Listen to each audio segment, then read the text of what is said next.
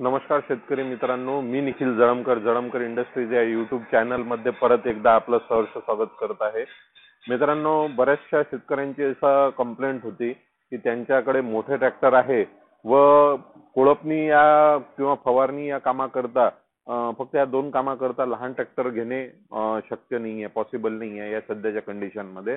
तर त्याकरिता एक जे आपल्याकडे नॅरो व्हील्स टायर आहे त्याच्यामध्ये आपण जर हेवी 10 प्लाय मध्ये जर टायर घेतलेत तर ते एकदम अत्यंत उपयुक्त राहतील आपल्या मोठ्या ट्रॅक्टर करिता, ज्यामध्ये तुमची ट्रॅक्टरची उंची सुद्धा ग्राउंड क्लिअरन्स जर वाढवायचा असेल तर तसा सुद्धा आपण वाढवू शकतो किंवा ज्या हाईटला आहे त्या हाईटला ठेवून तुम्ही दोन जे चाकांमधील अंतर आहे ते थोडंसं त्याच्यामध्ये कमी होऊ शकते.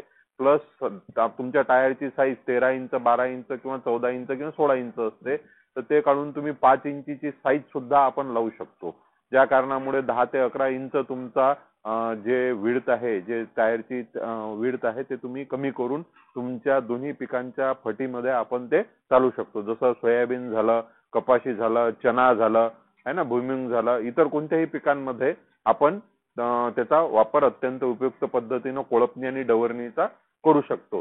चला बघूया आपण त्या टायर बद्दल विस्तृत माहिती घेऊया. जसं आता आता याच्यामध्ये आहे तर हे जी साईज आहे 538 ची साईज दिलेली आहे. याच्यामध्ये 1400 mm येते टायर. याच्यामध्ये आणखीन याच्यापेक्षा मोठे सुद्धा येते, ज्याच्यामध्ये 542 येते, 548 पर्यंत साईज येते. तर 548 ची साईज आपण घेऊ शकता मोठ्या ट्रॅक्टर करिता. ठीक आहे. याच्यासमोर तुमचं जे टायर लागेल पुढचा हा 450-30 चा टायर लागेल. तर त्याच्यामुळे काय होतं की टायरची तुमची ट्रॅक्टरचा ग्राउंड क्लिअरन्स वाढतो. परंतु हे जे विड्थ आहे म्हणजे ट्रॅक्टरचं जे आपला जसं टायर राहतं 14 इंच 12 इंच 16 हा निव्वळ 5 इंच राहतो. ठीक आहे. तर याचा वापर तुम्ही चनामध्ये सोयाबीन मध्ये करू शकता, ज्याचं तुम्ही 15 इंची असेल, 15, 16, 17, 18 मग पुढे तर कितीही मोठ्या सव्यात चालू शकते.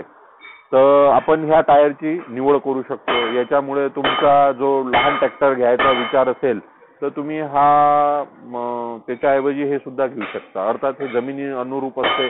जास्त जर भुसभुशीत जमीन राहिली तर ते ट्रॅक्टर तुमचा फसू शकतो. तर ते आपल्या जमिनीनुसार तुम्हाला तो निवडावा लागेल की आपल्या टायरला ते आपल्या जमिनीत सुटेबल होईल की नाही होईल, कारण की प्रत्येकाची जमीन कंडिशन वेगवेगळी. जसं मुरमाड राहिलं, गोटाळ राहिलं त्याच्यामध्ये काही विषय जाणार नाही.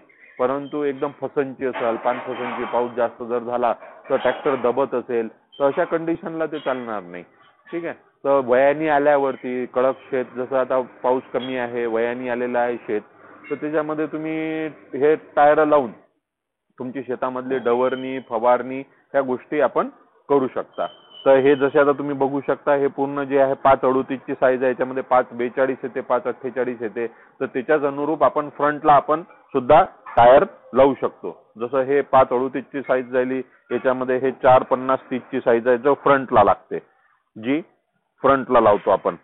आणि प्लस याच्या पाठीमागे जे आहे ते तुमचं हे आहे 120-90-26 ची साईज राहते. ठीक आहे. तर हे म्हणजे प्रत्येक ट्रॅक्टरला ट्रॅक्टरच्या अनुरूप जशी रिक्वायरमेंट असली, तर कोणी म्हटलं मला हाईट वाढवायची नाही, त्या अनुरूप आपण हे सुद्धा त्याला साईज लावून देऊ शकतो. हे डायरेक्टली फिट होऊन जाईल तुमचं, कोणत्याही प्रकारचं ऍक्सल न लावता. आणि ऍक्सल लावल्यामुळे काय होते की नटबोल्ट जास्त प्रमाणात आल्या कारणामुळे तुम्ही ऍक्सल बाहेर काढता, तर व्हायब्रेशनमुळे ते नटबोल्ट ढिल्ले होणे, मग चाक कुठंतरी आदळलं, प्रेशरनी काही झालं तर त्याच्यामुळे व्हायब्रेशन डेव्हलप झाले. जसे व्हायब्रेशन डेव्हलप होतील तसं तेवढं तुमचे नटबोल्ट ढिल्ले होतील आणि मग भविष्यात तुम्हाला मेंटेनन्स येऊ शकतो.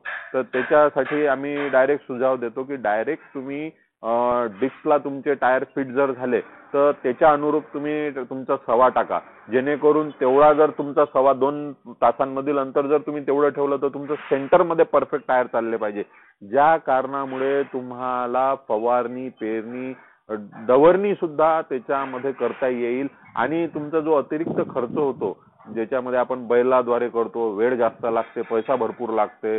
ठीक आहे. तर त्या कंडिशन तुम्ही तुमचा खर्च कुठेतरी याद्वारे वाचवू शकता. तर हे फार महत्वाची गोष्ट आहे, कारण की लागत जिथं कमी लागेल त्या गोष्टी या शेतीमध्ये करणे योग्य राहतील. नाही तर अनाठाई खर्च जास्त वाढवून मला तरी असं वाटतं की शेती करणं फायदेशीर राहणार नाही. आपला कमी वेळेत, कमी पैशात, कशी आपल्याला आपलं उत्पन्न वाढवता येईल याच्याकडे प्रत्येक शेतकऱ्याने भर देणे आवश्यक आहे. ज्याच्याकडे मोठे ट्रॅक्टर आहे त्याच्यासाठी अत्यंत सुलभ असा हा पर्याय आहे. याच्यामध्ये सॉलिड व्हील सुद्धा येते, परंतु मी तो न घेण्याचा तुम्हाला सुचवेल, कारण की जेवढे बारीक राहतील आणि सॉलिड राहतील, सॉलिड इन द सेन्स का राहते, जसं आपण इकडे बघू शकतो आपण, जसं आता हे समोरचे छोटे टायर आहे, जसं हे सॉलिड व्हील मी तुम्हाला याच्या अगोदर सुद्धा दाखवलेलं आहे. आता हे सॉलिड व्हील राहतात. आता आपण हे जर उचललं मी आणि खाली टाकलं तर पंच करत नाही, म्हणजे याच्यात तुमचं जम्पिंग हे नाहीये, ठीक आहे, सस्पेन्शन होत नाही याच्यामध्ये प्रॉपरली. हे याला सॉलिड रबर व्हील आपण म्हणतो. हे जर तुम्ही जर ओल्या जमिनीत जर टाकलं तर जास्तीत जास्त जमिनीमध्ये फसण्याची भीती कुठंतरी राहील. परंतु त्याच ठिकाणी मी जर हे जे व्हील आहे हे जर उचललं आणि हे जर मी असं आपटलं तर हे असं पंच करते. तर हा हवेचा फरक आहे आणि ट्यूबचा फरक आहे. तर मला प्रत्येक शेतकऱ्यांना हे सांगावंसं वाटतं, जर आपल्याकडे मोठा ट्रॅक्टर आहे, आपल्या जवळ शेती असेल 20, 25, 30 एकर, किंवा आपण जर भाडे तत्वावर चालवत असू, जर आपल्याला आता पेरणीनंतर काही काम नसते मोठ्या ट्रॅक्टरला, तर आपण कशा पद्धतीने त्याच्यामधून पैसा घेतोय, म्हणजे प्रत्येक शेतकऱ्याला त्याचा फायदा घेता येईल. कारण की आज बरेचसे क्षेत्र आम्ही बघतोय की डवरणी आणि फवारणी न झाल्या कारणामुळे बऱ्याचशा तण वाढलेला आहे. आता तण वाढलं म्हणजे पिकाला कुठेतरी आर्थिक नुकसान आपल्याला झळ पोहोचणार आहे प्रत्येकाचा. पण हा जर ऑप्शन तर आपण ते कुठं तरी चालू शकतो. तर माझी अशी विनंती आहे का याचा कुठेतरी विचार तुम्ही करायला पाहिजे, जेणेकरून तुम्ही तुमचा तर फायदा करूनच घ्याल, पण इतर शेतकऱ्यांनाही कुठेतरी ते मदत होईल. आणि त्या कारणासाठी छोटा ट्रॅक्टर घेणे, ज्याच्या कंडिशन असेल तो घेतो सुद्धा, मी असं म्हणत नाही, त्याच्यासाठी सुद्धा हे जो ऑप्शन आहे. परंतु प्रत्येकाला ते घेणं शक्य होत नाही अशा वर्षात तरी. आता ह्या वर्षी जसं आता बऱ्याचशा लोकांच्या कंप्लेंट आहे की सोयाबीनला शेंगाच नाहीये किंवा वाढ खूप झाली, तर बरेचसे येतात. त्याच्यामध्ये ह्या वर्षात कुठंतरी आपण कमी खर्चात उत्पन्न वाढायला पाहिजे, या दृष्टिकोनातून याचा आपण वापर केला तर चांगला राहील. तर प्रत्येक शेतकऱ्याला धन्यवाद जे आपला व्हिडिओ पाहत राहतात आणि खूप चांगल्या कमेंट्स आपल्याकडून मला प्राप्त होत राहतात. आणि याच्यामुळे नवीन व्हिडिओज आपण डेव्हलप करत राहतो. आता आम्ही नवीन रिपोर्ट सुद्धा केलेला आहे, तिथं लवकर रिपोर्टचा व्हिडिओ येईल, जेणेकरून भारतात नव्हे मला नाही वाटत कुठेतरी असं रिपोर्ट बनलेलं असेल जे आपण डेव्हलपमेंटमध्ये केलेलं आहे. यावर्षी ट्रायल सुद्धा त्याची अत्यंत उपयुक्त प्रमाणात होईल, ना की कापून गंज पडेल त्याचा, आणि गंज पडून ते उचलाची सुद्धा आपण त्याच्यामध्ये सिस्टम केलेली आहे जी आतापर्यंत कोणच केली नाही. तर धन्यवाद शेतकरी मित्रांनो, असंच तुम्ही प्रेम देत राहा आणि आपल्या चॅनलला लाईक करा, शेअर करा, सबस्क्राईब करा, जेणेकरून नवनवीन माहिती प्रत्येक शेतकऱ्यांपर्यंत पोहोचत राहील.